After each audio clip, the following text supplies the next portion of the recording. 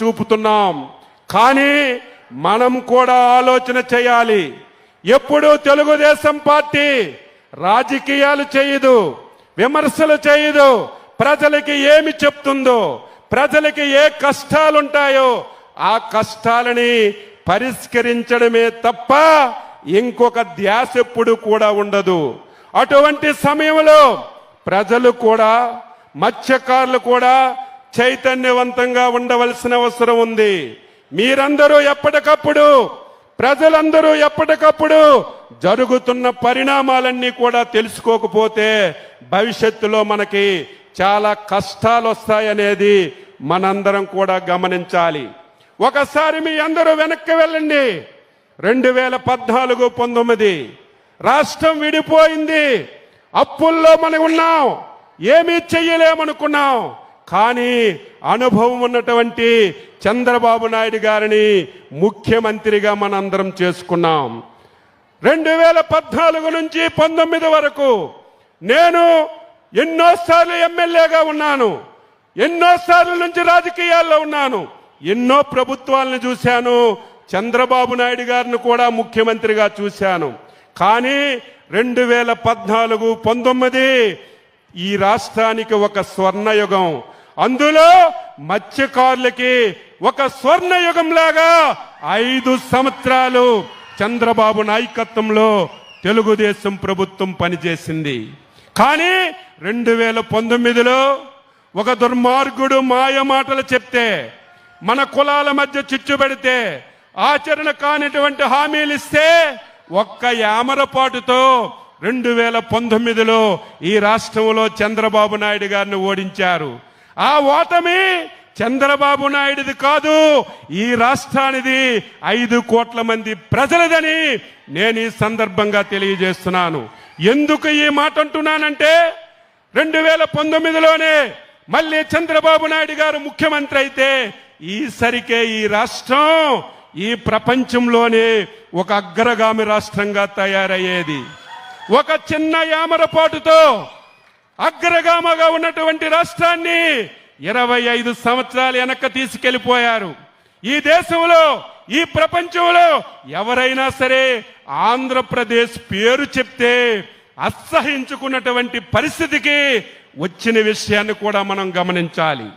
మళ్ళీ మొన్న చంద్రబాబు నాయకత్వంలో ఎన్డీఏ ప్రభుత్వానికి అచంచలమైన విశ్వాసం, నమ్మకంతో ఈ రాష్ట్రంలో అధికారాన్ని ఇచ్చారు. 21 మాసాలు పూర్తయ్యాయి. మీరు, నేను ఎవ్వరం ఊహించలేదు.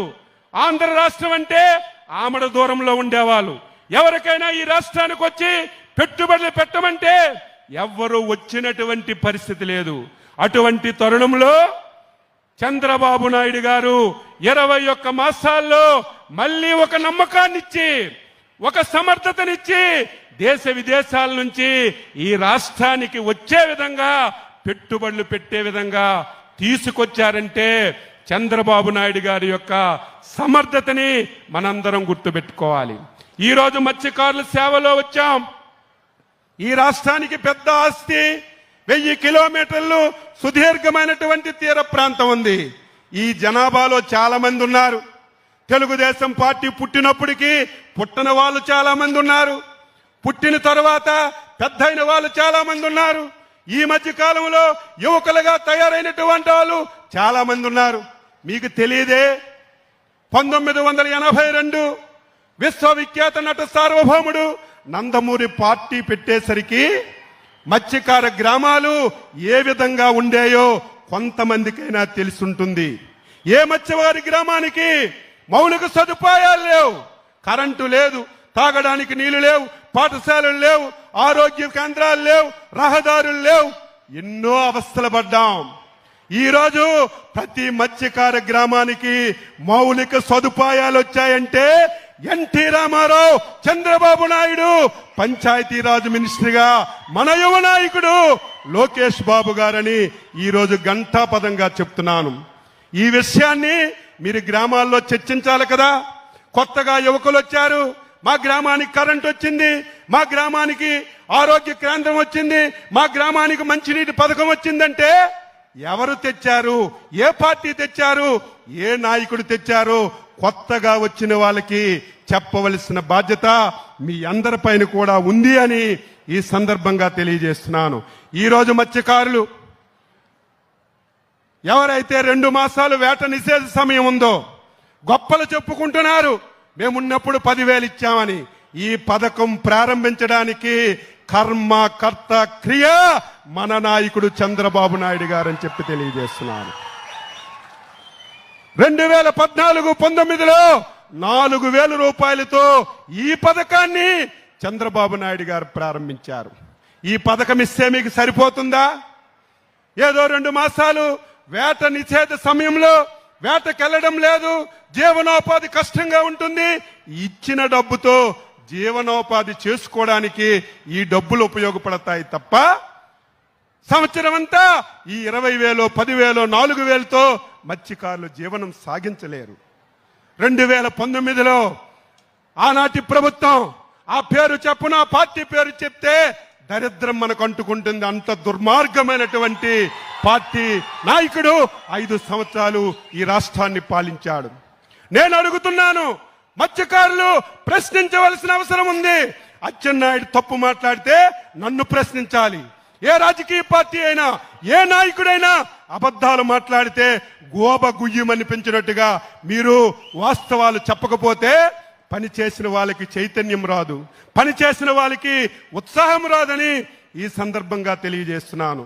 5 సంవత్సరాలు సంవత్సరానికి 10,000 తప్ప ఒక్క పైసా గాని మీరు చేపలు పట్టుకోవడానికి ఒక్క వస్తువు గాని 5 సంవత్సరాల్లో ఎవరికైనా ఇస్తే రమ్మని చెప్పి ఛాలెంజ్ చేస్తున్నాను.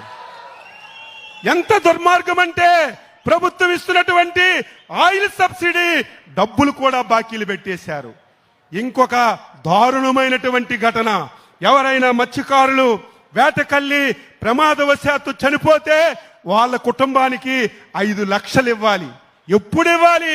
వెంటనే ఇస్తే ఆ కుటుంబానికి ఉపయోగం. చంద్రబాబు నాయుడు గారు ముఖ్యమంత్రిగా బాధ్యతలు తీసుకున్నప్పటికీ ఈ రాష్ట్రంలో చనిపోయిన వాళ్ళకి డబ్బులు ఇవ్వలేదు, ఆయిల్ సబ్సిడీ ఇవ్వలేదు. ముఖ్యమంత్రి గారు ఒకటే ఆదేశించారు, ఆర్థికంగా మనకి ఇబ్బంది ఉన్నా, చాలా సమస్యలున్నా మత్స్యకారులు మన కుటుంబ సభ్యులు ఎంత పెండింగ్ ఉందో అంతా ఒక్కసారి మన ఆదేశాలు ఇస్తే అధికారం వచ్చినటువంటి 1 రోజుల్లోనే మీ అందరికీ ఆయిల్ సబ్సిడీ, చనిపోతే కుటుంబాలకు ఆర్థిక సాయం ఇచ్చి ఇప్పుడు చచ్చిపోయిన తర్వాత 1 రోజుల్లో 15 రోజుల్లో మీకు అందిస్తున్నాం. ఇది